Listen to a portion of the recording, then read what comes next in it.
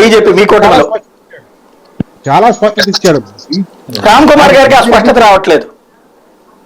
లేదు కమ్యూనిస్టులు అనేది ఏంటంటే కొంత వాళ్ళు ఏలాడుతున్నారు, వాళ్ళ ఉనికి కోసం, వాళ్ళ బతుకు కోసం, వాళ్ళ యొక్క ఎదుగుదల కోసం ఆరాటపడుతున్నారు. దానికి ఏదో వాళ్ళు చెప్పి కవరింగ్ మాకు అనవసరం. ఒకటైతే వాస్తవం, సిఐటి మద్దతిస్తుంది, ఏఐటియుసి మద్దతిస్తుంది.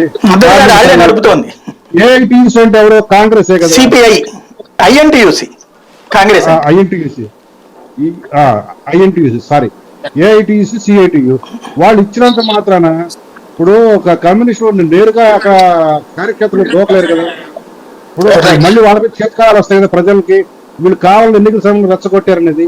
కాబట్టి ఏదో ప్రయత్నాలు జరుగుతున్నాయి. ఉద్యోగస్తులు కూడా ఏంటంటే ఇప్పుడు నొక్కితే మనకి వరాలు ఇస్తారు అనే ఆలోచన ఆశతో వాళ్ళు ఉన్నారు. వీళ్ళు కూడా 1000 రూపాయలు కదా, సమాన వేతనం సమాన పరికరే మాట ఇప్పుడు మేము నెరవేర్చడం సిపిఎస్ లాగా ఏదో అవగాహన లేకుండా హామీ ఇచ్చామని ఒక మాట చెప్తే జనం కూడా అర్థం చేసుకుంటారు. అవగాహన అర్థం లేదండి. బాగా అసలు ఐఎన్డిఏకి ఈ రాష్ట్రంలో ఎక్కడ ఉందండి?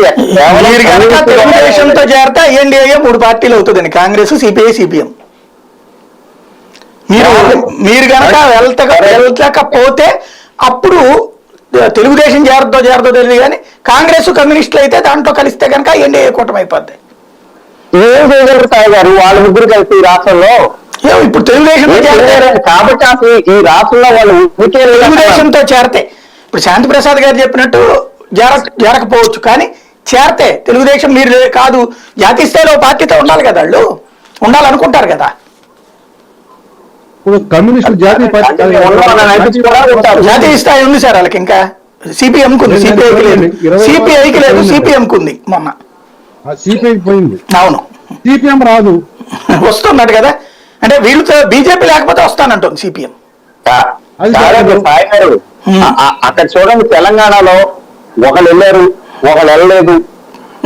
వాళ్ళలోనే ఎర్ర పార్టీలోనే మళ్ళీ ఒకళ్ళు ఉంటే ఒకళ్ళు రారు. Right, thank you very much అండి హనుమంత్ రెడ్డి గారు, శాంతి ప్రసాద్.